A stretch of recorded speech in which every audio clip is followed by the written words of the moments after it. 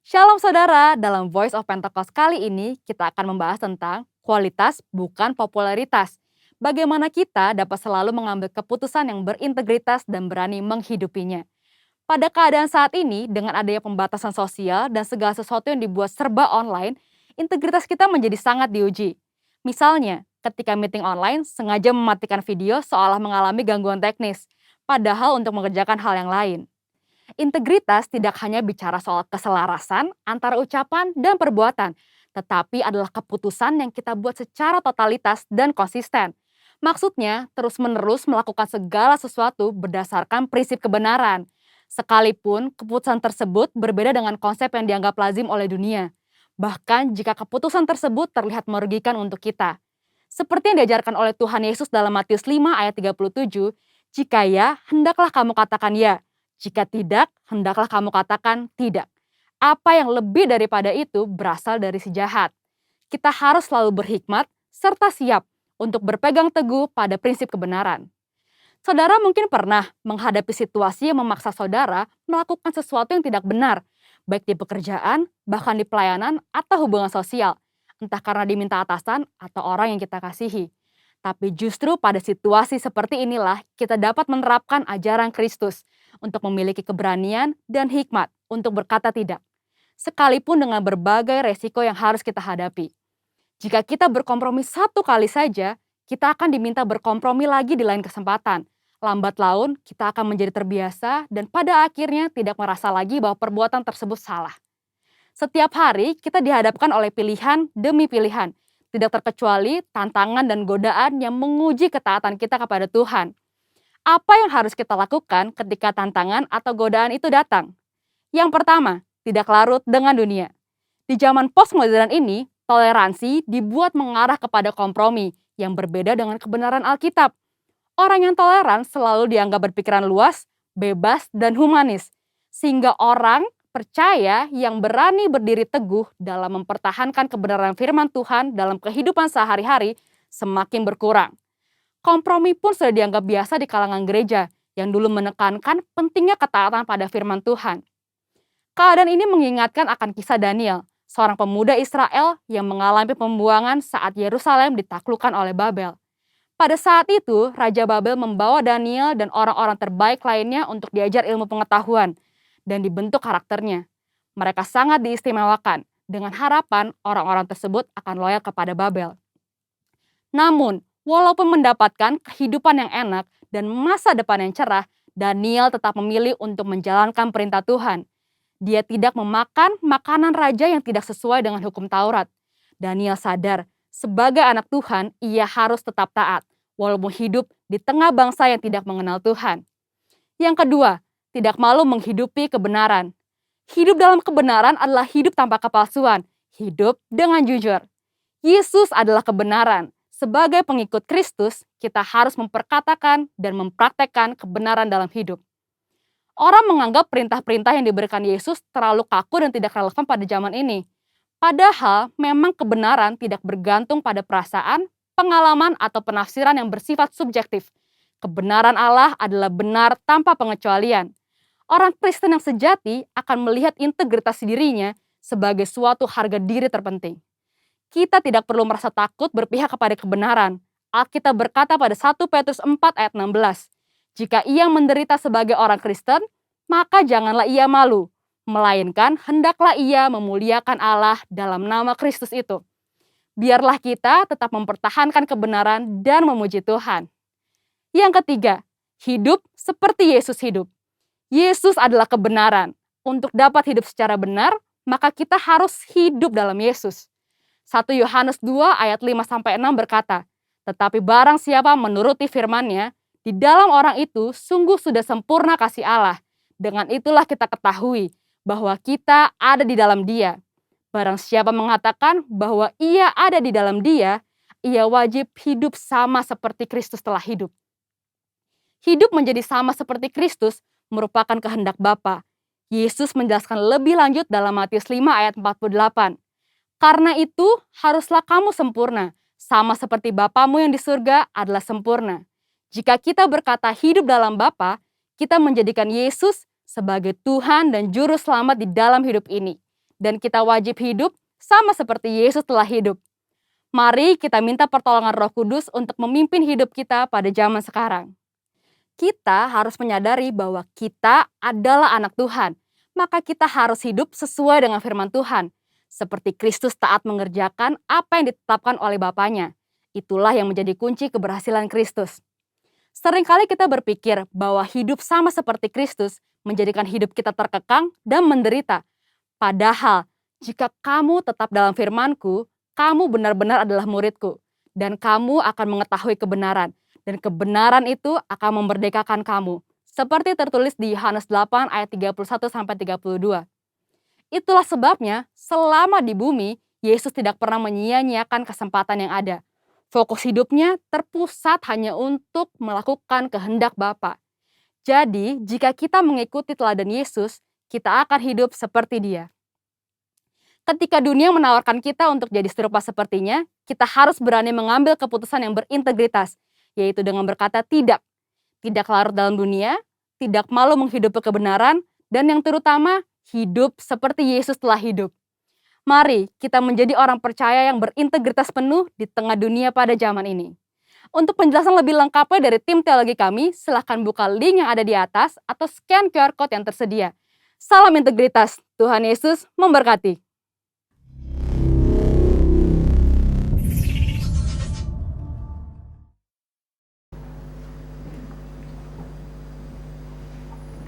Shalom semua jemaat yang dikasihi Kristus. Shalom. Ada sukacita hari ini? Amin. Haleluya. Kita sama-sama bangkit berdiri Bapak Ibu. Kita akan menyerahkan ibadah kita ke dalam tangan Tuhan. Kita akan mendeklarasikan Mazmur 91. Dalam lindungan Allah. Orang yang duduk dalam lindungan yang maha tinggi dan bermalam dalam naungan yang maha kuasa akan berkata kepada Tuhan, tempat perlindunganku dan kubu pertahananku, Allahku yang kupercayai. Sungguh dialah yang melepaskan engkau dari jerat penangkap burung, dari penyakit sampar yang busuk. Dengan kepaknya yang melindungi engkau, di bawah sayapnya engkau akan berlindung. Kesetiaannya ialah perisai dan pagar tembok. Engkau tak usah takut terhadap kedahsyatan malam, terhadap panah yang terbang di waktu siang, terhadap penyakit sampar yang berjalan di dalam gelap, terhadap penyakit menular yang mengamuk di waktu petang. Walau 1.000 orang rebah di sisimu dan 10.000 di sebelah kananmu, tetapi itu tidak akan menimpamu. Engkau hanya menontonnya dengan matamu sendiri dan melihat pembalasan terhadap orang-orang fasik. Sebab Tuhan ialah tempat perlindunganmu, yang maha tinggi telah kau buat tempat perteduhanmu. Malapetaka tidak akan menimpa kamu, dan tulah tidak akan mendekat kepada kemahmu. Sebab malaikat-malaikatnya akan diperintahkannya kepadamu untuk menjaga engkau di segala jalanmu. Mereka akan menatang kamu di atas tangannya, supaya kakimu jangan terantuk kepada batu. Singa dan ular tedung akan kau langkahi. Engkau akan menginjak anak singa dan ular naga. Sungguh hatinya melekat kepadaku, maka aku akan meluputkannya. Aku akan membentenginya, sebab ia mengenal namaku. Bila ia berseru kepadaku, aku akan menjawab. Aku akan menyertai dia dalam kesesakan. Aku akan meluputkannya dan memuliakannya. Dengan panjang umur akan kukenyangkan dia, dan akan kuperlihatkan kepadanya keselamatan daripadaku. Amin. Amin. Berikan tepuk tangan terbaik untuk Tuhan kita yang luar biasa. Shalom semuanya. Shalom. Gimana kabarnya saudara? Luar biasa. Katakan sama kanan kiri, engkau sungguh luar biasa. Engkau sungguh luar biasa. Haleluya. Saya percaya pada pagi hari ini kita datang ke rumah Tuhan, ada sesuatu yang baru yang Tuhan akan memberkati setiap kita. Amin. Amin. Sebelum kita mulai, kita persatukan hati di dalam doa. Shakala barata kala barata kala barata kala bashikila barata Ura barata kala barata kala bashikila barata kala barata kala Shakala barata barata kala barata kala barata kala bashakala Shakala barata barata kala barata kala barata kala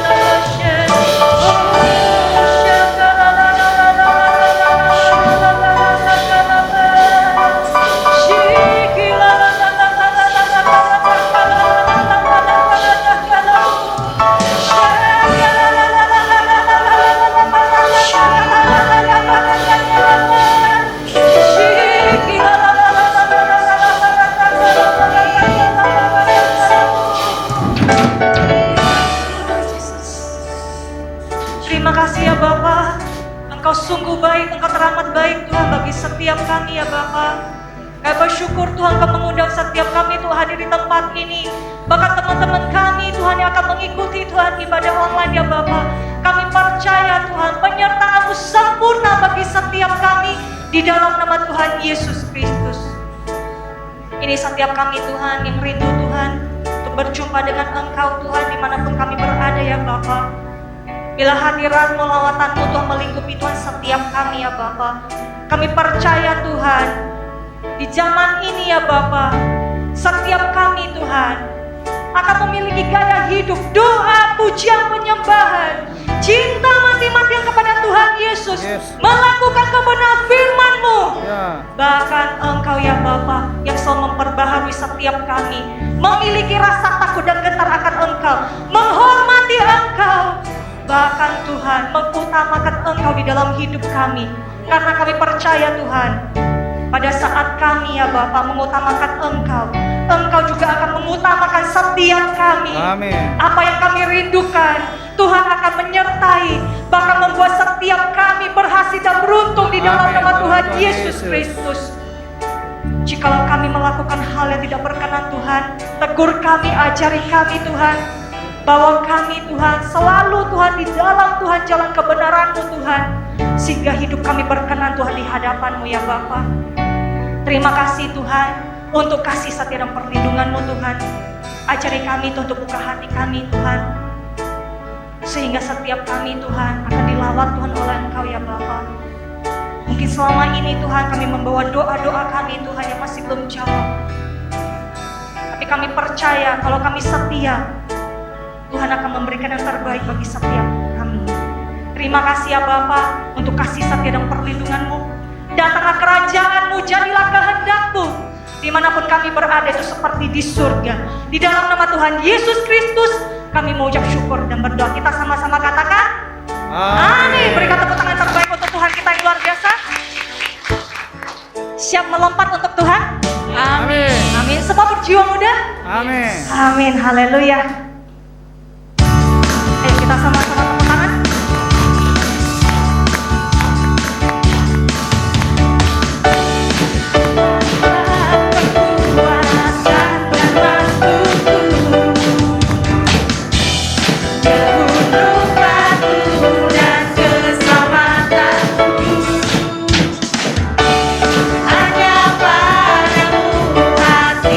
Percaya, Kaulah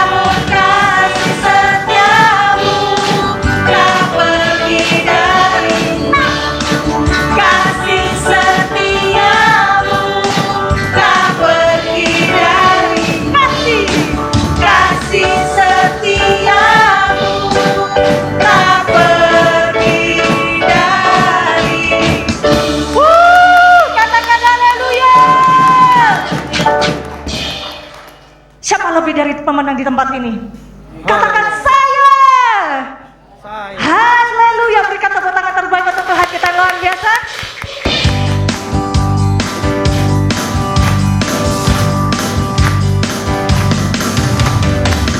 Lebih dari pemenang dalam segala perkara, iblis telah dikalahkan. Iblis telah dikalahkan oleh kuasa darahnya. Jika Allah di pihak kita, siapa dapat melawan? Tidak ada. Kita lebih dari pemenang. Lebih dari pemenang. Lebih dari pemenang dalam segala perkara. Iblis telah dikalahkan oleh kuasa darahnya. Jika Allah di pihak kita, siapa dapat melawan? Kita lebih dari pemenang. Haleluya. Diberkati panjinya, Yesus Raja segala raja. Haleluya. Kita gerejanya, kita lebih dari pemenang. Haleluya.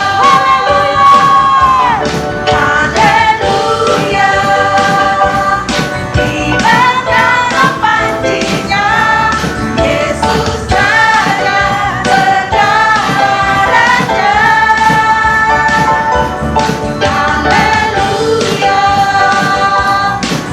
Kita gerejanya, kita lebih dari pemenang. Katakan saya lebih. Saya lebih dari pemenang. Katakan kanan kiri kamu. Kamu lebih dari pemenang. Haleluya. Kita akan sama-sama mendeklarasikan apa yang dimaksud dengan Pentakosta ketiga. 1. Pentakosta ketiga adalah pencurahan Roh Kudus yang dahsyat di zaman now, melebihi yang terjadi di Azusa Street. 2. Pentakosta ketiga akan mengakibatkan penuaian jiwa yang terbesar dan terakhir sebelum Tuhan Yesus datang kembali. 3. Pentakosta ketiga akan membangkitkan generasi Yeremia, yaitu anak-anak muda yang dipenuhi Roh Kudus. Cinta mati-matian kepada Tuhan Yesus, tidak kompromi terhadap dosa, dan akan bergerak untuk memenangkan jiwa. 4. Pentakosta ketiga lahir di Indonesia dan bergerak ke bangsa-bangsa. Gerakan ini dari timur ke barat dan akan kembali ke Yerusalem. 5. Pentakosta ketiga akan memberikan kuasa untuk menyelesaikan amanat agung, dan setelah itu Tuhan Yesus datang kembali. Amin. Haleluya. Silakan duduk di dalam hadirat Tuhan. Ini waktunya kita akan memberi yang terbaik untuk pekerjaan Tuhan di tempat ini. Kita satukan hati di dalam doa. Terima kasih ya Bapa, terima kasih Yesus, terima kasih Roh Kudus. Kau telah memberkati Tuhan setiap kami. Ini waktunya Tuhan kami akan menabur Tuhan untuk pekerjaan Tuhan di tempat ini. Biarlah setiap tangan-tangan Tuhan yang akan kembalikan Tuhan persepuluhan, persembahan khusus, persembahan ucapan syukur. Engkau Allah yang memberkati setiap anak-anak-Mu. Kami percaya Tuhan akan kembalikan 100 kali lipat setiap lumbung anak-anak-Mu di dalam nama Tuhan Yesus Kristus. Dan kami mau Tuhan memberi dengan sukacita berasal daripada Engkau di dalam nama Tuhan Yesus Kristus. Kami mau ucap syukur dan berdoa. Haleluya. Amin.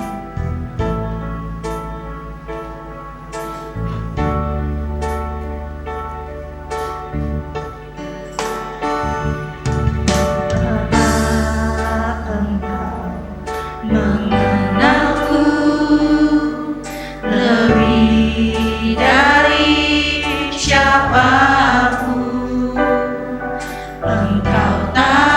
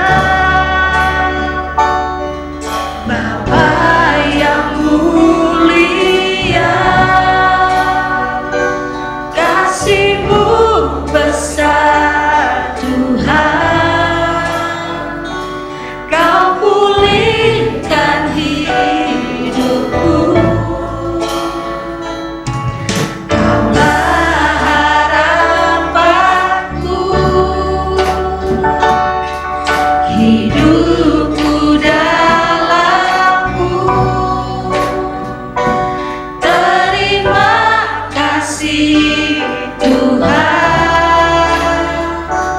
Kau selamatkan hidupku. Dengan apakah ku balas segala kebaikan-Mu? Segenap hatiku menyembah-Mu, Yesus. Ku bersyukur padamu. Dengan apakah ku balas segala kebaikan-Mu? Segenap hatiku menyembah-Mu, Yesus. Ku bersyukur padamu selamanya.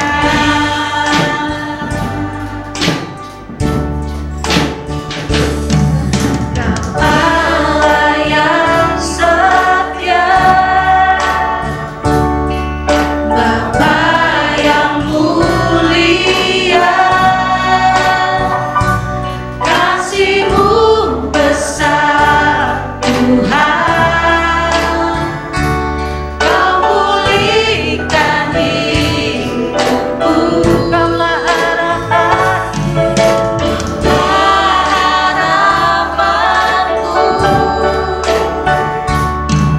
Hidupku dalam-Mu. Oh, terima kasih Tuhan. Terima kasih Tuhan. Kau selamatkan hidupku. Dengan apakah ku balas segala kebaikan-Mu? Segenap hatiku menyembah-Mu, Yesus. Ku bersyukur padamu. Dengan apakah ku balas segala kebaikan-Mu?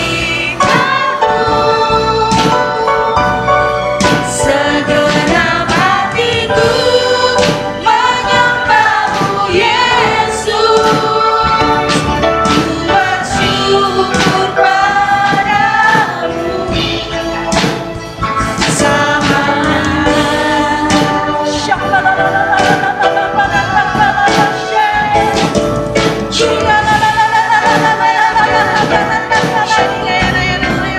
Mari kita sama-sama sembah Tuhan. Mari kita bahkan lagu kita bersama-sama. Mari masih bisa bahasa dengan mampu berdoa. Naik kau ucapkan syukur kita sama Tuhan.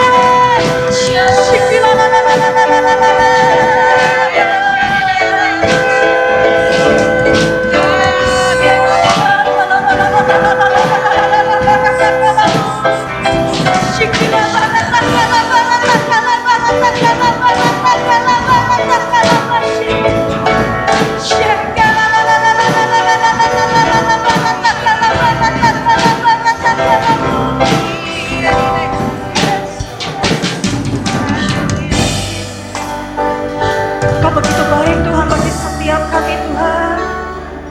Tidak bisa kami balas Tuhan dengan kebaikan-Mu Tuhan.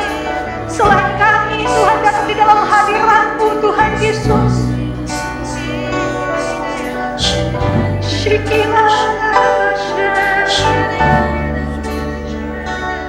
Ampuni setiap kami Tuhan. Kami kalau terkadang telah melakukan hal yang tidak berkenan. Terkadang kami yang tahu Tuhan dan dipanggil, tapi kami acuh tidak acuh Tuhan. Kami mau Tuhan pada saat ini kami mau katakan, kami mau sungguh-sungguh di dalam Tuhan.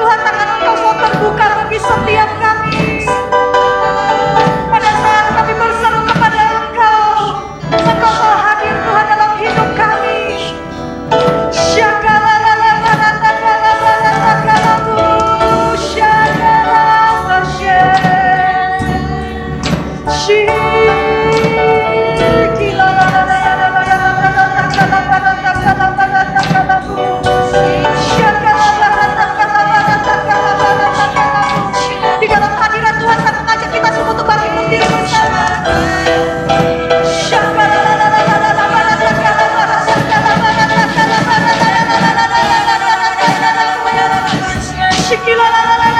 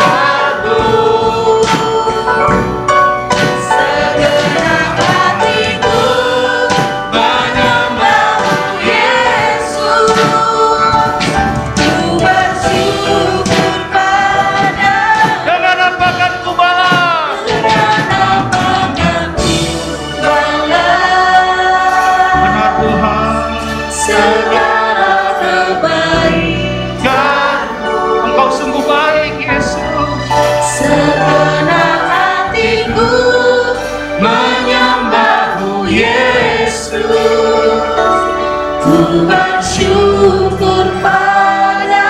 Dengan apa Tuhan? Dengan apa kan ku balas? Apapun yang kami lakukan tidak cukup membalas kebaikan Tuhan. Engkau begitu baik dan sangat baik bagi kami. Segenap hatiku menyembahmu Yesus. Ku bersyukur pada Selamanya. selamanya. Katakan selamanya. Selamanya. Katakan lagi selamanya. Selamanya. Oh, haleluya. Uriya rata karada basdikira basyande. Hinata karada basyema. Terima kasih Yesus, Engkau baik Yesus. Kami bersyukur kepadamu, kami mengasihimu Tuhan. Terima kasih, terima kasih. Terima kasih buat hadiratmu. Kami boleh merasakan surga hadir di tempat ini.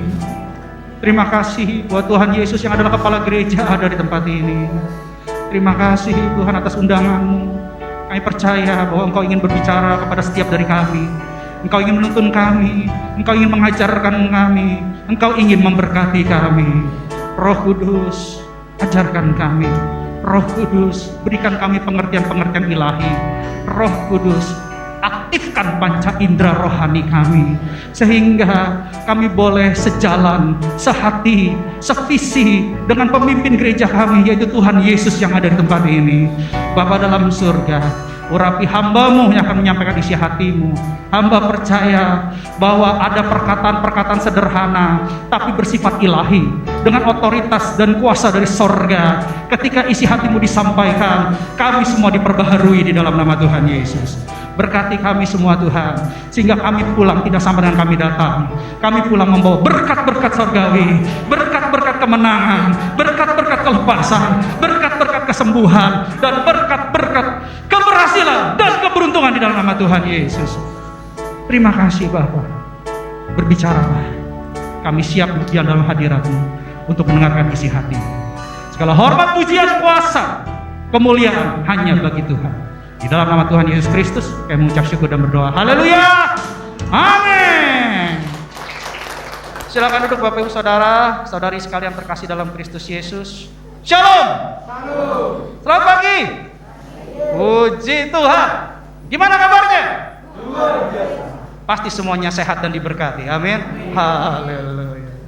Oke, hari ini ada yang berbeda. Saya bawa buku tebal di meja mimbar ya. Biasanya saya bawa iTab gitu ya. Tetapi hari ini saya bawa Alkitab karena Atas izin Tuhan, iTab-nya, baterainya lowbat dan belum saya charge. Tapi saya percaya kitab kehidupan yang ada di tempat ini melalui firman Tuhan akan membawa kita lebih mengenal pribadi Yesus. Yang mau katakan amin? Saya mau tanya dulu sekarang. Kalau kita dikasih mobil baru mau nggak? Dikasih baju baru mau nggak? Dikasih handphone baru mau nggak? Pertanyaan saya, kalau kita dikasih handphone baru, handphone lama kita dikemanakan? Hah? Dijual. Waduh, memang di sini potensi marketplace besar sekali ya. Luar biasa. Kalau dikasih handphone baru, handphone lama bisa dijual kalau ada harganya gitu ya. Sekarang pertanyaan saya, kalau kita punya baju yang sudah bolong-bolong, yang sudah rusak, yang sudah lusuh, yang kainnya sudah gampang robek, terus kita dikasih baju baru, jadi baju lamanya dikemanain? Loh, bukan dijual, katanya orang marketplace. Oh, dijadikan lap, difungsikan ya. Oh, haleluya, memang punya hikmat anak-anak di sini luar biasa. Ya, Tuhan Yesus baik.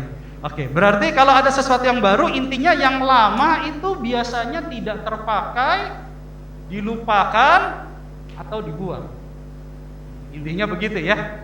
Nah, sebab itu hari ini kita akan belajar firman Tuhan yang Roh Kudus kasih judul baru atau lama. Luar biasa yang Tuhan izinkan saya boleh belajar. Jadi firman Tuhan hari ini bukan hanya buat Bapak Ibu saudara-saudara sekalian, tapi juga buat saya. Karena melalui firman kita semua diberkati. Katakan kita semua. Ya. Jadi jangan mengatakan, "Wah, ini Pak Gembala nyindir saya nih, nyinggung saya nih." Enggak. Itu juga firmannya buat saya. Artinya kita sama-sama belajar. Kalaupun Tuhan izinkan, berarti saya juga kena tegur. Tuhan mau ajarkan saya. Karena setiap waktu, setiap saat, karena kebaikan Tuhan kita selalu diperbarui. Yang mau diperbarui katakan amin. Ya, jadi firman Tuhan selalu memperbarui setiap dari kita. Tinggal bagaimana kita merespon dengan bantuan Roh Kudus. Oke, kita buka firman Tuhan hari ini Matius 9 ayat 14. Saya percaya firman ini akan memberkati kita semua. Matius 9 ayat 14. Kita akan baca 14 sampai 17. Tapi kita mulai dari 14 dulu. Perikopnya di situ adalah hal berpuasa. Ya, hal berpuasa. Demikianlah firman Tuhan. Matius 9 ayat 14. Kemudian datanglah murid-murid Yohanes kepada Yesus dan berkata, "Mengapa kami dan orang Farisi berpuasa, tetapi murid-muridmu tidak?" Ini Yohanes di sini Yohanes Pembaptis ya. Sebelum Yesus lahir, Yohanes Pembaptis mempersiapkan jalan untuk kedatangan Yesus. Jadi di sini bukan Yohanes muridnya Yesus yang rasul ya, yang 12 rasul, bukan. Ini Yohanes Pembaptis. Ya, jadi murid-murid Yohanes Pembaptis dibaptis oleh Yohanes dengan baptisan pertobatan. Berbeda dengan baptisan Tuhan Yesus. Itu baptisan keselamatan. Itu beda ya. Makanya dibaptis sekarang bukan nama Yohanes tapi dalam nama Tuhan Yesus. Kita sudah belajar minggu kemarin bahwa dalam nama Tuhan Yesus ada kuasa. Nah, murid-murid dari Yohanes Pembaptis itu diajarkan tentang pertobatan. Bagaimana setiap dari pengikut Yohanes Pembaptis untuk bertobat. Acuan pertobatannya adalah hukum Musa, hukum Taurat. Karena waktu itu belum ada perjanjian baru. Jadi mereka harus memiliki perilaku, memiliki tata cara ibadah sesuai dengan hukum Musa. Sesuai dengan hukum Musa. Jadi acuannya adalah hukum Taurat. Dengan begitu mereka melihat bahwa sepertinya mereka tidak sanggup. Karena terlalu banyak hukum-hukumnya. Untuk memenuhi semua hukum itu tidak mudah. Dan akhirnya mereka perlu berpuasa untuk merendahkan diri di hadapan Allah, berkenan di hadapan Allah, dekat dengan Allah, dan akhirnya Allah segera mengutus Mesias datang untuk menyelamatkan mereka. Jadi ceritanya seperti itu, konteksnya seperti itu dalam pengikut Yohanes Pembaptis. Jadi mereka berpuasa, merendahkan diri untuk menantikan kedatangan Mesias. Mereka melakukan ini bersamaan dengan orang Farisi yang melakukan hukum Taurat, yang benar-benar melakukan aturan Yudaisme, gitu ya, Yudaisme. Jadi mereka taat hukum Taurat. Nah, mereka bertanya nih, kami berpuasa, kami merendahkan diri, kami menantikan Mesias yang datang. Tapi kok kalian pengikut Yesus nggak pernah berpuasa? Mereka menanyakan hal seperti itu. Lalu apa yang Tuhan Yesus jawab di ayat berikutnya, di ayat 15, Tuhan Yesus bilang begini. Demikianlah firman Tuhan. Jawab Yesus kepada mereka, dapatkah sahabat-sahabat mempelai laki-laki berduka cita selama mempelai itu bersama mereka? Tetapi waktunya akan datang, mempelai itu diambil dari mereka, dan pada waktu itulah mereka akan berpuasa. Ini kata-kata Tuhan Yesus dalam sekali. Di jawaban pada ayat ini, Tuhan Yesus mengatakan, kamu berpuasa karena merendahkan diri, karena ingin merendahkan diri di depan Allah untuk mempercepat kedatangan Mesias. Tapi kami, gitu ya, pengikut-pengikut Yesus, bagaimana mungkin kami bisa berduka cita? Dia tidak bilang kami tidak berpuasa, tidak. Dia katakan bagaimana mungkin kami berduka cita padahal kami semua bersama mempelai laki. Dia mau katakan kalian merendahkan diri di hadapan Allah menantikan kedatangan Mesias. Saya sudah ada. Saya ini adalah Mesias, dan pengikut saya ini sudah bersama dengan Mesias yang kalian nantikan. Kalian menantikan dengan duka cita, tapi mereka bersama saya penuh dengan sukacita, karena Mesias itu sudah ada bersama-sama dengan mereka.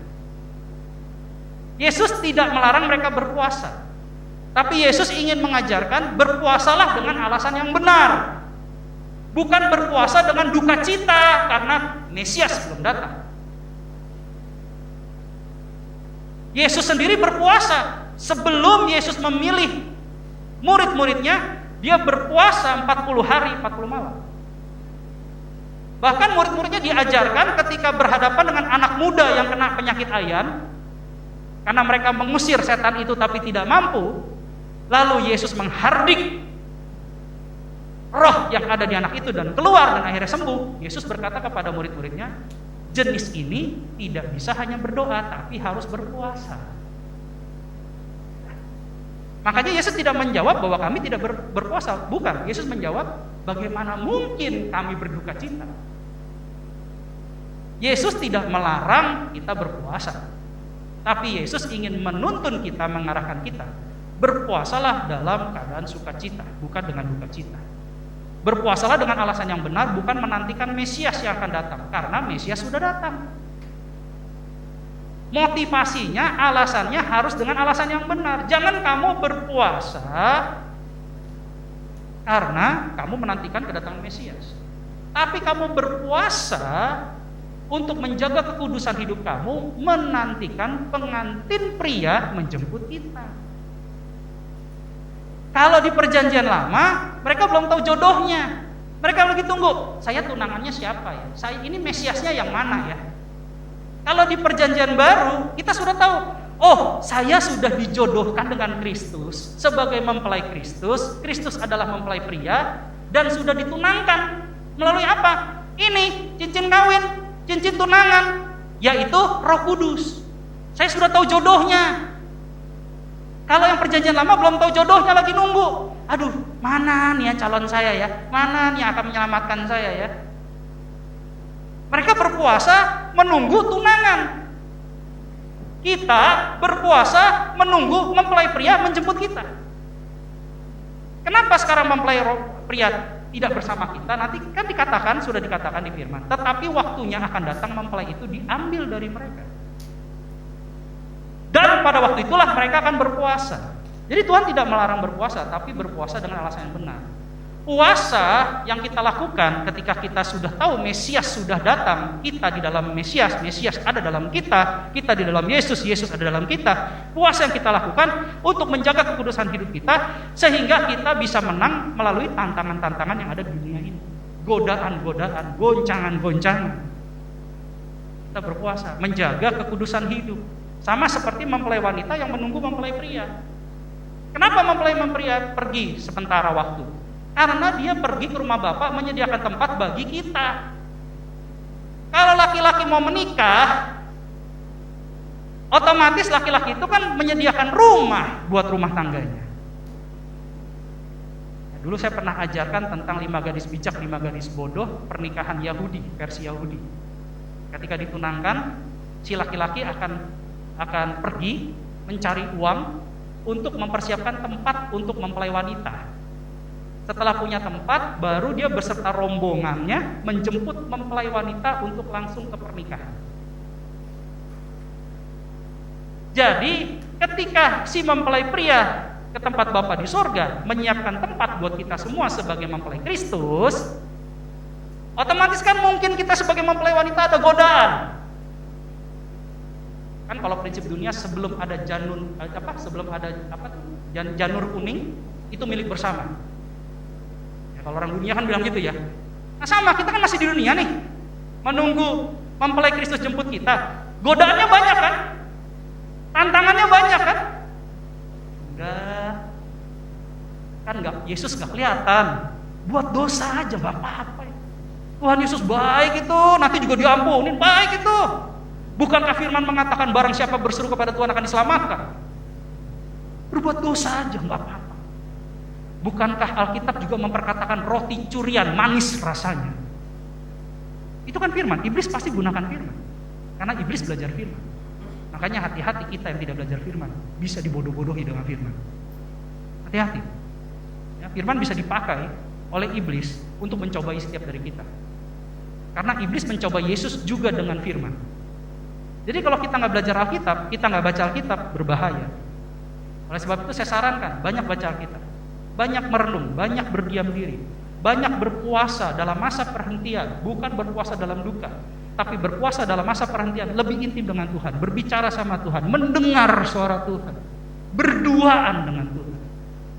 Itu puasa yang dilakukan sekarang.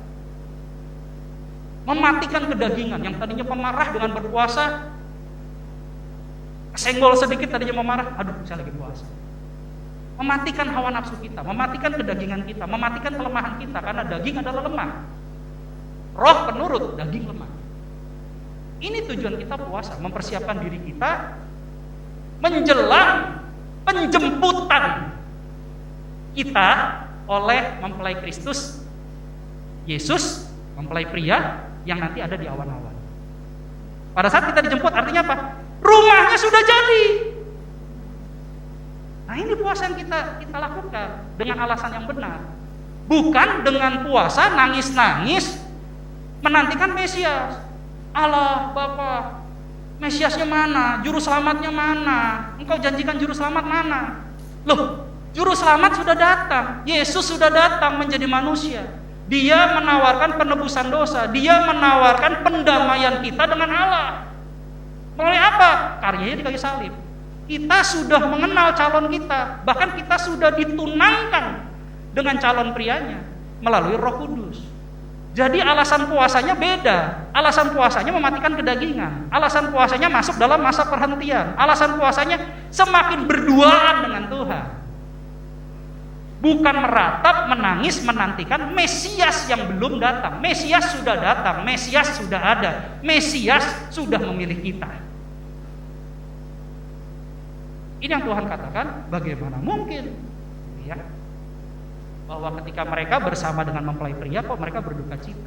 Dia mengatakan, saya ini Mesias loh yang kalian tunggu-tunggu, kok kalian berpuasa? Masih berpuasa dengan alasan menunggu Mesias. Ini Mesiasnya sudah ada di sini. Dan bukan berarti juga pada saat itu, pada saat Yesus ada, Yesus tidak berpuasa. Tidak, Tuhan Yesus berpuasa, murid-muridnya berpuasa. Tapi alasannya tidak untuk menunggu Mesias. Dan cara mereka berpuasa tidak dipertontonkan. Makanya si murid-murid Yohanes Pembaptis dan Farisi mempertanyakan, kok aku nggak pernah melihat kalian puasa ya? Tapi secara umum orang-orang melihat pengikut Yohanes Pembaptis dan orang Farisi berpuasa. Sehingga terjadi kesombongan rohani, terjadi kekudusan yang dipertontonkan. Sehingga lihat, saya orang kudus loh.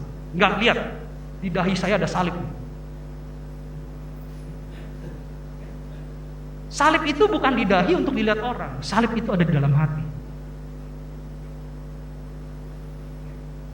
Salah kalau orang mempertontonkan. Kemarin saya dengar kan, saya pernah cerita di sini. Aduh Pak, gembala si A diberkati ya. Tahu dari mana? Naik Alphard. Puji Tuhan. Tapi saya kira standar berkat sorgawi bukan Alphard. Standar berkat dari sorga itu melebihi apa yang kita lihat. Karena standar sorga yang tidak terlihat, karena sorga tidak terlihat. Kalau kalian melihat berkat dari sisi mata fisik kalian, berarti itu berkat dunia, bukan berkat sorga. Berkat sorga itu tidak bisa terlihat, karena Tuhan kita nggak terlihat.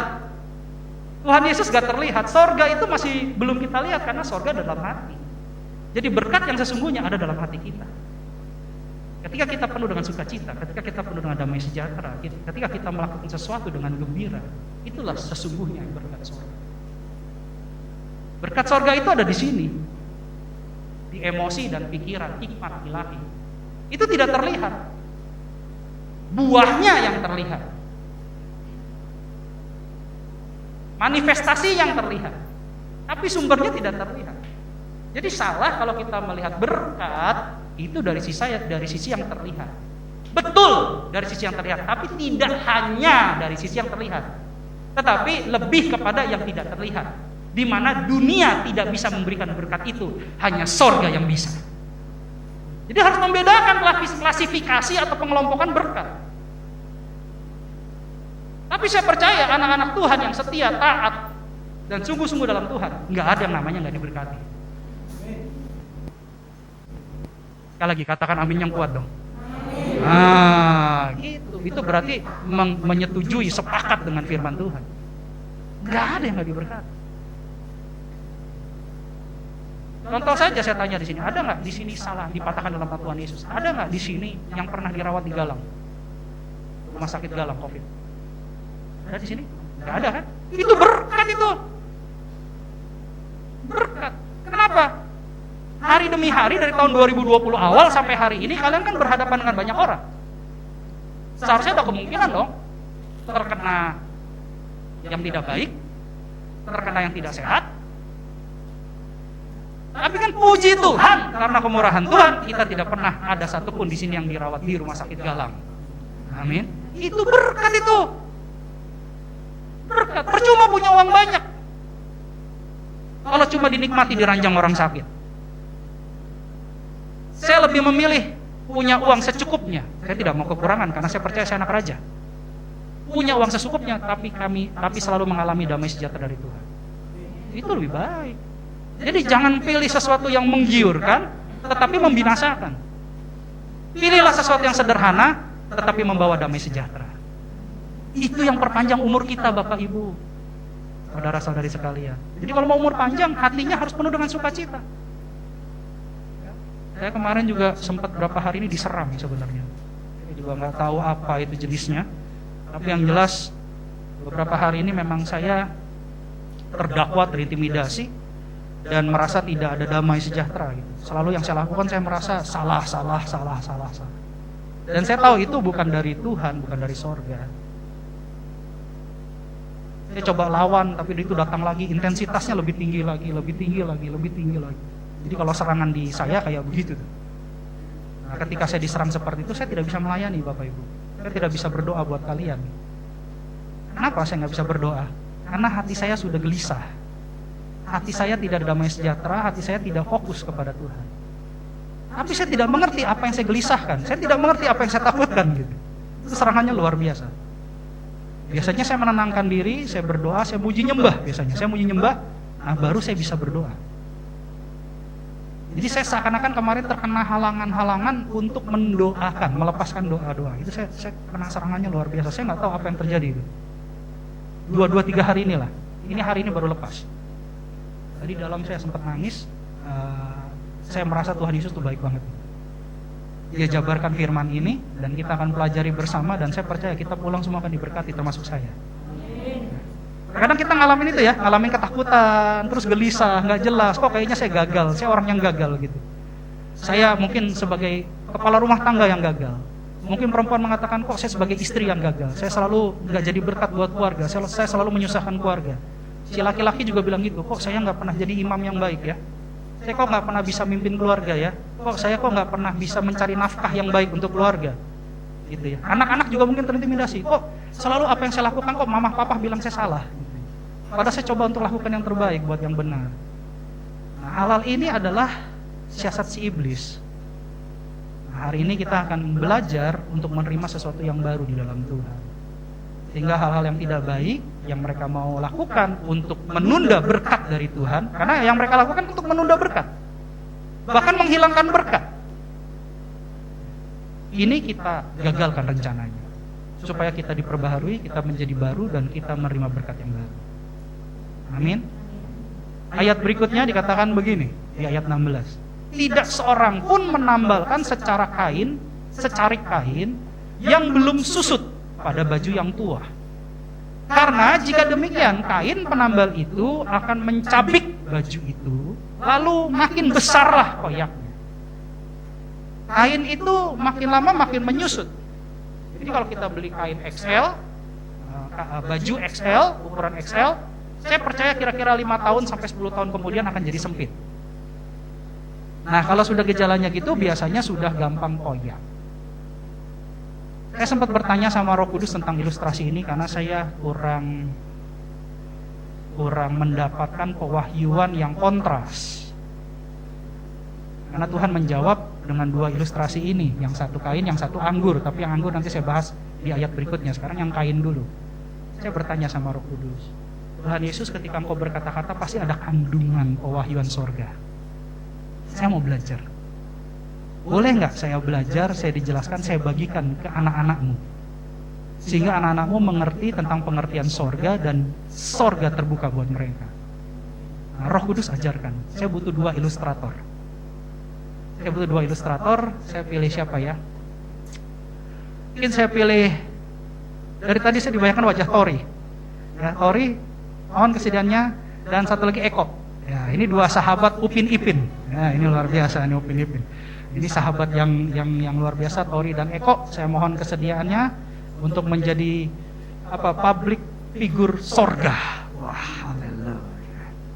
Beri kemuliaan dulu buat Tuhan. Yang satu di sebelah kiri saya, yang satu di sebelah kanan saya. Ayo cari posisi, satu kiri, satu kanan. Oke, gini ya. Ini perkenalkan, ini namanya Mr. Eko binti. Enggak lah, ini Eko. Ini Tori, ya. Ini anak-anak rohani saya, ya.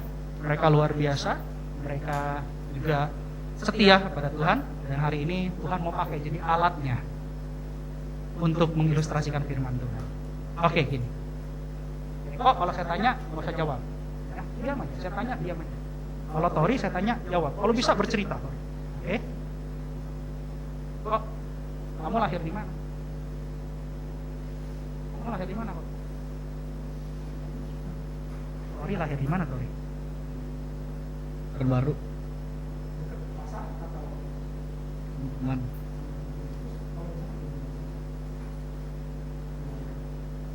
Sawit.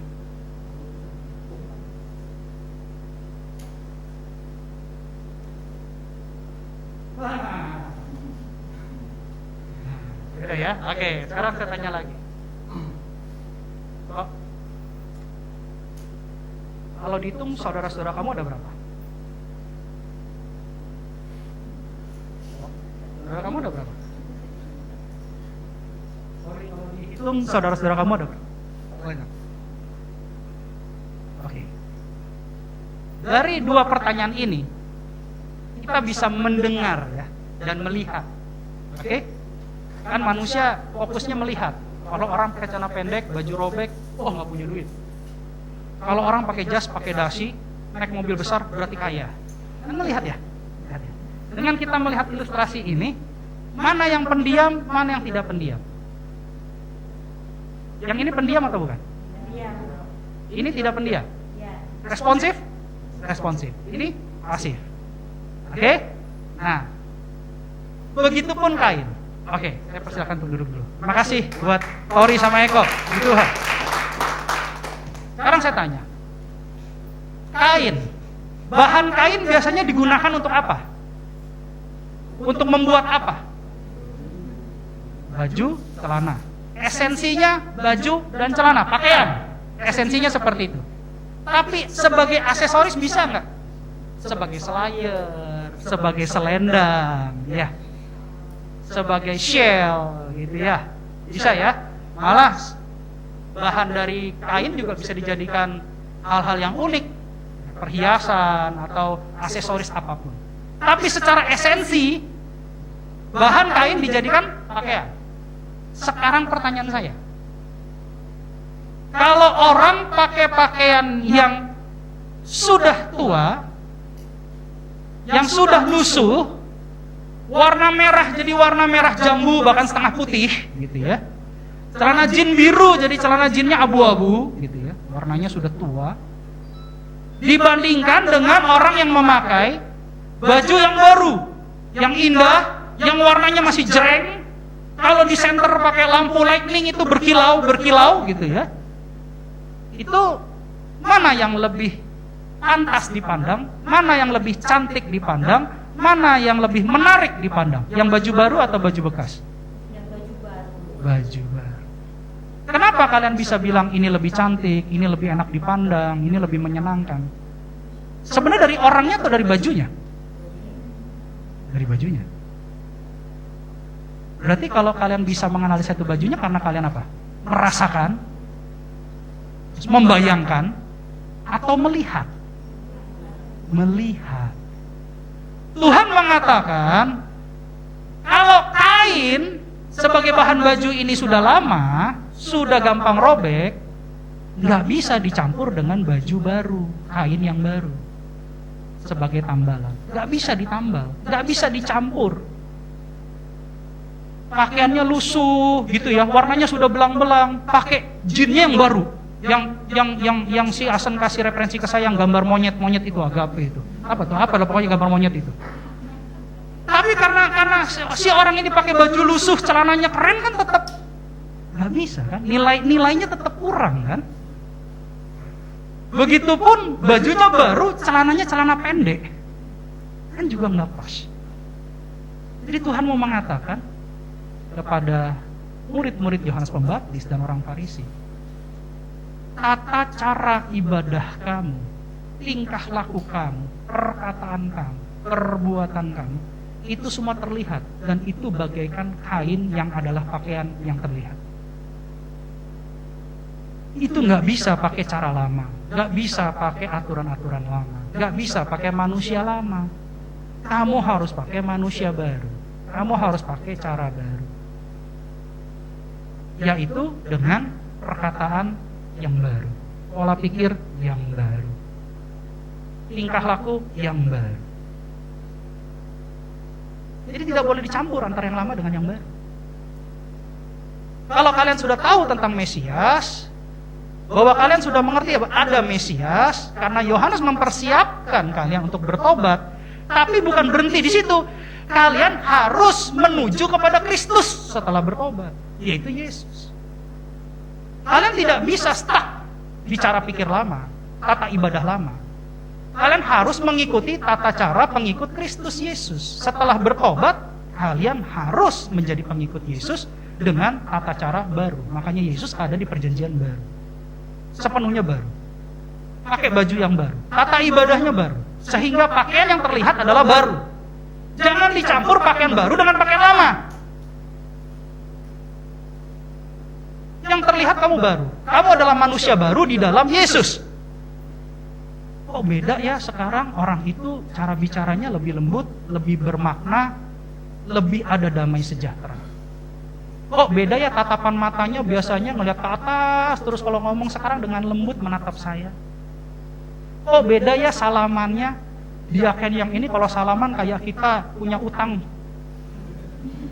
Kalau yang ini kayaknya ingin memberikan pinjaman. Gitu. Kok beda ya? Gitu.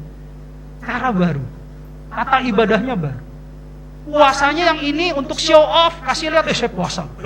Saya kudus loh. Kudus saya. Walaupun dalamnya kudis. Karena kan pakai baju. Gak kelihatan. Ibadah dia yang kelihatan. Yang bisa dilihat.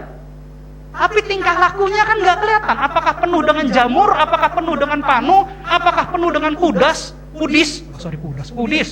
Gitu ya. Kan tertutup dengan jasnya. Tertutup dengan baju pujian penyembahannya. Ketika dia muji nyembah, saya bergetar, Pak. Kenapa bergetar? Karena saya lapar, Pak, belum makan. Bukan dalam hadirat, bukan. Jadi Tuhan mau kamu jangan pakai baju lama kamu. Kamu pakai baju baru sebagai pengikut Kristus. Di mana ibadahmu tidak terlihat, tapi buahnya terlihat. Jangan hanya gaya pakai jas, pakai pakaian rapi, tapi cara bicaranya tidak membawa damai sejahtera. Tingkah lakunya menjadi batu sandungan. Jangan. Percuma pakai jas kekudusan, pakai baju jirah pujian penyembahan, tapi tingkah laku kamu nol.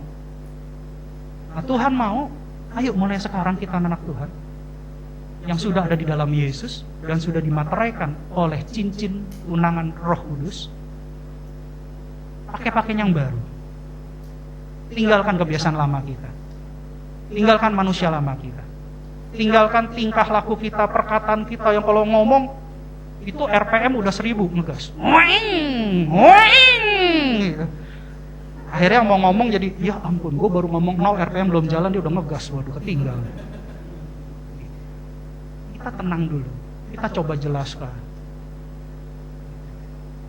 Pakai pakaian yang baru, supaya terlihat bahwa ada Yesus di dalam kita. Lalu Yesus lanjutkan di ayat 17, dikatakan begini. Begitu pula anggur yang baru tidak diisikan ke dalam kantong kulit yang tua. Karena jika demikian kantong itu akan koyak, sehingga anggur itu terbuang dan kantong itu pun hancur. Tetapi anggur yang baru disimpan orang dalam kantong yang baru pula. Dan dengan demikian terpeliharalah kedua-duanya. Nah, ini berbeda ilustrasi yang Tuhan Yesus katakan tentang tadi kain sebagai baju, bahan pakaian. Kalau kain terlihat. Kalau sekarang saya mau tanya, dalam ilustrasi kantong anggur dan anggur, yang mau kita nikmati kantong anggurnya atau anggurnya? Atau di sini ada yang mau gado-gadoin kantong anggurnya digigit-gigit gitu? Wah enak nih kantong anggurnya baru, lama banget dikunyah-kunyah, enak nih. Anggurnya ya, yang mau kita nikmati ya. Tetapi anggur baru tidak akan bisa kita nikmati kalau kantong anggurnya lama. Karena anggur itu semakin hari akan semakin memuai. Karena ada gas, ada fermentasi. Nah, pada zaman itu tidak ada botol anggur. Kalau sekarang kan pakai botol nyimpannya. Pada zaman itu memakai kantong kulit, dibuat dari kulit hewan, kulit kambing, kulit sapi. Sehingga pada saat memuai kulitnya bisa apa sih? Bisa mengembang gitu. Ya. Tapi kalau kulit yang tua dia nggak bisa karena sudah tua, sudah getas, gampang pecah. Kalau pecah apa yang terjadi? Anggur yang diberikan, anggur yang dimasukkan ke kantong tua itu akan terbuang, sia-sia. Tapi sekarang pertanyaannya mengenai kantong anggur dan anggur. Yang mau kita minum adalah anggur. Yang terlihat kantong anggur atau anggur? Coba saya tanya lagi. Yang dinikmati anggur atau kantong anggur? Anggur. Yang terlihat di depan mata kantong anggur atau anggur? Kantong anggurnya. Nah ini berbicara tentang hati kita. Kalau tadi yang terlihat di luar, kain, pakaian. Sekarang Tuhan mau berbicara tentang yang di dalam, yang tidak terlihat. Kan yang kita mau nikmati esensinya sebenarnya anggurnya kan, bukan kantong anggurnya kan? Anggurnya kan? Anggurnya tidak terlihat karena tersembunyi dalam kantong anggur kan gitu ya. Tuhan mau berbicara tentang inner beauty, kalau tadi outer beauty. Kecantikan dari luar, keindahan dari luar. Sekarang kecantikan dan keindahan dari dalam. Hati yang lama tidak bisa menyimpan anggur yang baru. Saya ulang lagi. Kantong anggur itu bagaikan hati. Hati yang lama tidak akan bisa menerima anggur yang baru.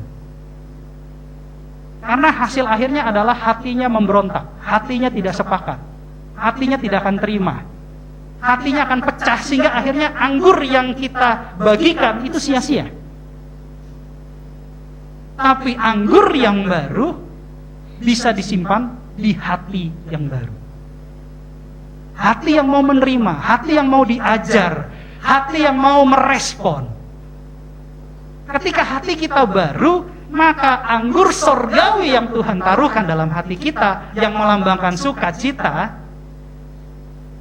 karena anggur itu semakin hari semakin nilainya, kualitasnya semakin baik.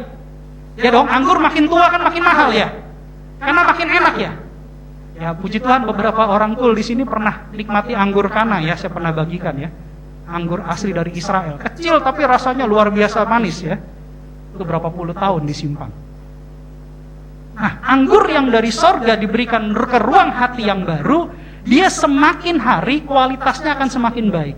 Artinya sukacita yang diberikan dari sorga semakin hari akan semakin bertambah, bertambah, bertambah, bertambah.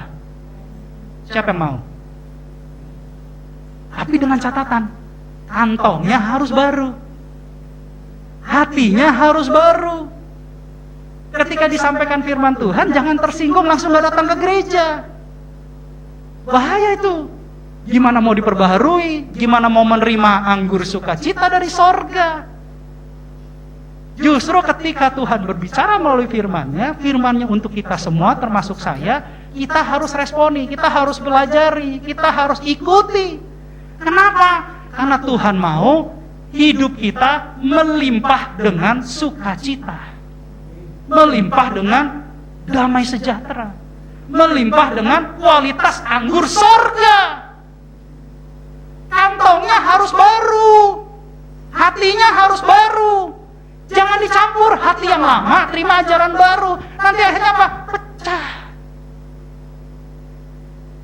Jadi kalau ada orang-orang yang belum siap dengan hati yang baru, makanya banyak jemaat yang tersinggung. Gitu.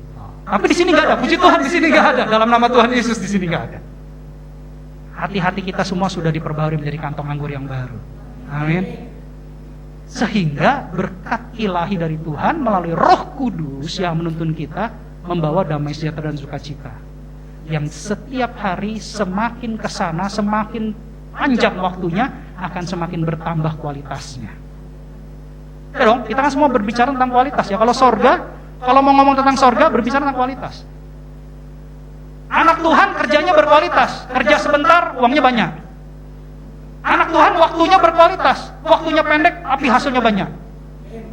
Kalau anak dunia beda, kerjanya lama, capek, wah nggak tahu ngapain, nggak ada hasil. Waktunya panjang, sampai kayaknya nggak habis-habis, kerjaan nggak selesai-selesai gitu ya, tapi nggak ada hasil. Tapi kalau anak Tuhan, waktunya berkualitas, kerjanya berkualitas, hidupnya berkualitas. Kenapa? Karena hatinya baru, penuh dengan anggur yang baru, dan setiap hari semakin baik kualitasnya. Jadi bukan hanya penampilan ya, Tuhan mau kita pakai pakaian yang baru, kata ibadahnya baru. Jangan suka show off. Aku di mimbar loh, ya kan di kamera kan. Yang lain pada doa begini. Mak, saya masuk TV mak. Bukan gitu. Kata Pak Heron tuh bagus sekali, berkesan sekali ya, Karayon kita bilang, jangan curi bintang-bintang kecil. Wah itu bagus tuh kata-katanya, berkesan banget sama saya. Jadi, apa yang kita lakukan untuk Tuhan? Tuhan kita tidak terlihat, biarlah kita tidak terlihat. Tapi buahnya bisa dinikmati banyak orang. itu pakaian baru. Kantong anggur yang baru berbicara tentang hati yang baru. Kalau hati kita baru, kita menerima kabar baik, perjanjian baru yang Tuhan bawakan, maka percayalah, hidup kita akan diperbarui. Kalau hidup kita diperbarui secara pribadi, percayalah, keluarga kita akan diperbarui. Karena jangan mengharapkan orang untuk diperbarui kalau kita nggak pernah diperbarui. Ya, nuntut, oh ini harus begini, ini harus begitu. Tapi dirinya sendiri belum diperbarui, gitu nuntut. Itu nggak bisa. Kita bisa memperbarui, kita bisa berdampak buat orang lain kalau kita sudah diperbaharui. Kita kasih contoh. Jangan sampai kita menuntut orang untuk melakukan, tapi kita sendiri tidak jadi contoh. Gak bisa kita memperbaharui orang lain atau lingkungan, bahkan lingkungan, kalau kita sendiri tidak bisa jadi contoh, bisa jadi teladan. Ini penting nih, ini penting sekali. Makanya Tuhan Yesus, dia datang untuk menciptakan sesuatu yang baru. Bukan mengecat dinding yang lama, bukan mengecat bangunan yang lama untuk jadi baru, tapi total membangun, mendirikan bangunan yang baru. Kita buka Ibrani 8 ayat 13. Ibrani 8 ayat 13.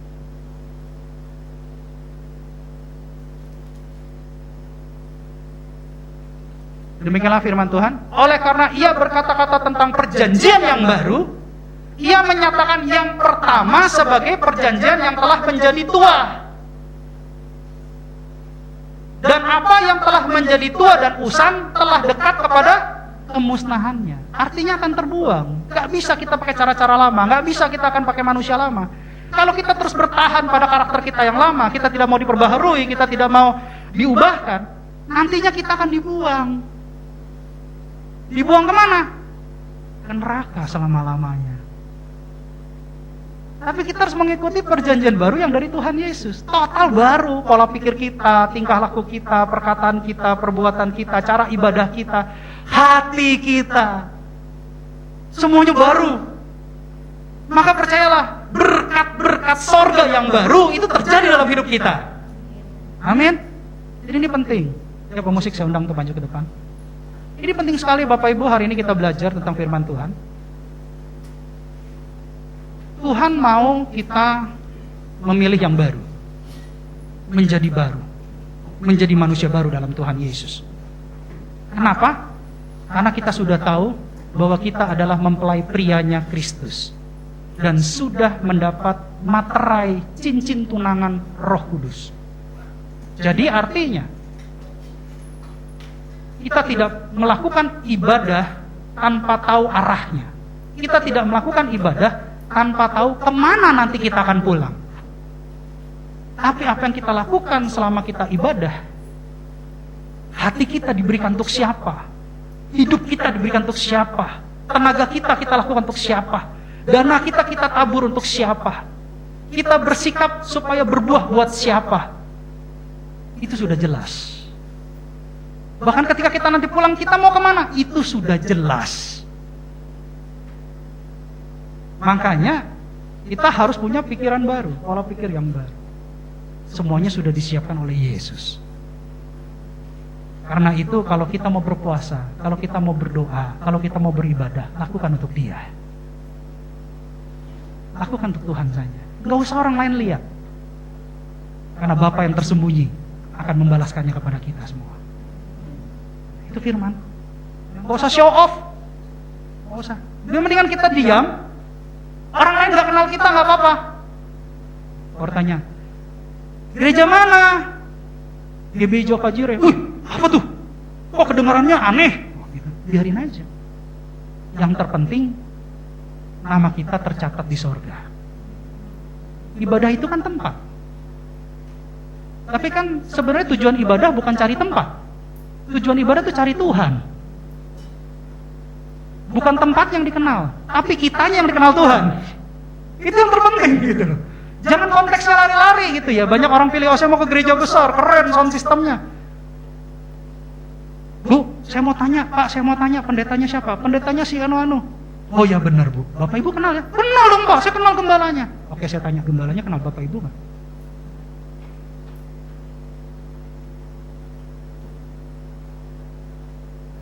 Saya merasa kadang-kadang saya pikir, aduh kasihan ya. Kasihan. Karena mereka nggak dapat bimbingan secara inteks.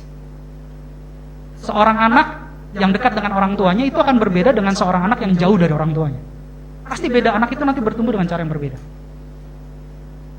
Bagaimana kita memberitakan tentang sesuatu yang baru kalau anak-anak itu tidak pernah diajarkan untuk mempersiapkan pakaian yang baru dan kantong yang baru? Nggak bisa. Nah, sebab itu hari ini kita belajar. Kita belajar dari firman Tuhan. Tuhan mau kita pakai cara-cara yang baru. Karena kalau kita masih pakai cara yang lama, pakai manusia yang lama, tingkah laku yang lama, nggak pernah bertobat gitu ya, itu nggak akan bisa terima anggur baru.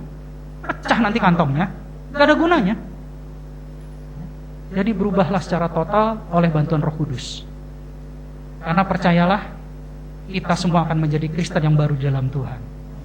Rindu ya, dapat berkat yang baru ya, sesuatu yang baru yang belum pernah kita lihat, belum pernah kita rasakan gitu ya, belum pernah kita dengar, tiba-tiba kita alami gitu.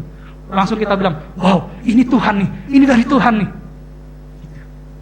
Oleh sebab itu, mulai hari ini, karena kita sudah tahu kita ada di perjanjian baru, gunakan cara-cara yang diajarkan oleh Tuhan Yesus.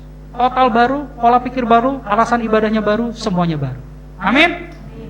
Bapak Ibu saya undang untuk berdiri. Kita nyanyikan satu lagu.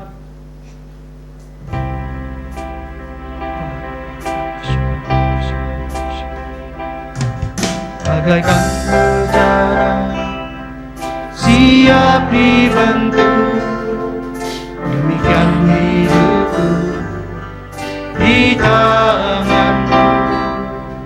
Dengan urapan kuasa Roh-Mu, ku dibaharui selalu. Janganku Allah dalam rumah-Mu, inilah hidupku di tangan-Mu. Bentuklah seluruh kehendak-Mu, pakailah sesuai rencana-Mu. Katakan ku mau seperti-Mu Yesus, sempurnakan selalu dalam segenap jalanku, memuliakan Nama. Lebih sungguh-sungguh lagi, aku mau Tuhan. Mau seperti-Mu Yesus, disempurnakan selalu dalam segenap jalanku, memuliakan Nama. Aku mau seperti-Mu Yesus, disempurnakan selalu dalam segenap jalanku, memuliakan Nama-Mu. Biarkan musik bermain, masing-masing dari setiap kita merenungkan, apakah selama ini hati kita sudah kita persiapkan untuk menjadi hati yang baru, kantong anggur yang baru, sehingga pada saat hari demi hari, waktu demi waktu kita mendengarkan firman, kita belajar tentang firman, adakah firman itu bertumbuh di dalam hidup kita? Adakah firman itu hidup dalam hidup kita? Adakah firman itu membawa damai sejahtera dan sukacita bagaikan anggur yang baru yang Tuhan berikan dalam hati kita? Masing-masing coba merenungkan kehidupan, hati, tingkah laku, perkataan, perbuatan. Apakah selama ini kita sudah punya hati yang baru? Apakah selama ini kita sudah memakai baju yang baru? Dan apakah selama ini kita sudah hidup sama seperti Kristus telah hidup?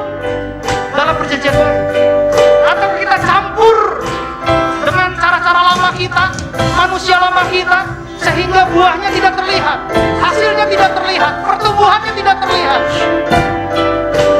Sekarang masing-masing kita koreksi dan kita perbaiki. Karena mulai saat ini, melalui firman Tuhan, kita minta sama Tuhan, kita minta sama Roh Kudus supaya kita memakai pakaian yang baru dan kita memiliki hati yang baru, sehingga anggur yang baru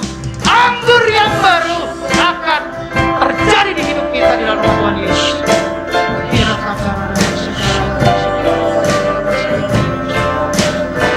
Mari kita katakan, ku mau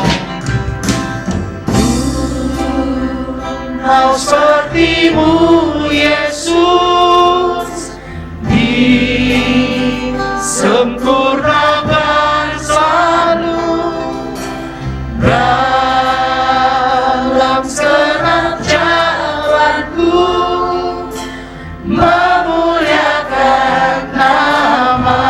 Lebih-lebih lagi katakan, aku mau.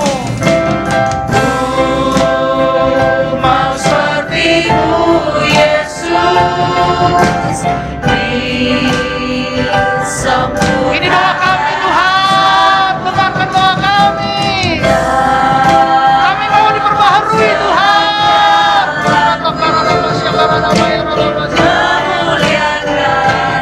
Sekali lagi katakan, aku mau Tuhan.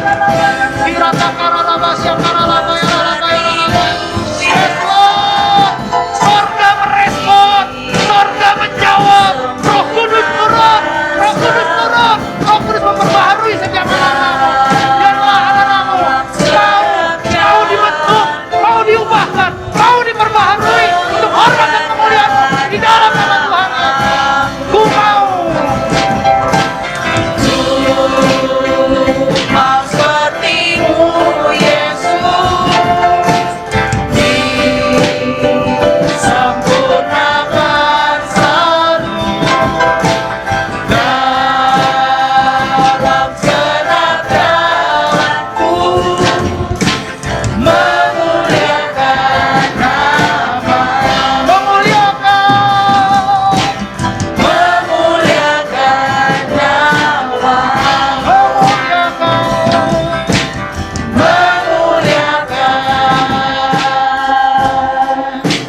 nama, beri kemuliaan buat Tuhan. Apa Bapa, kami percaya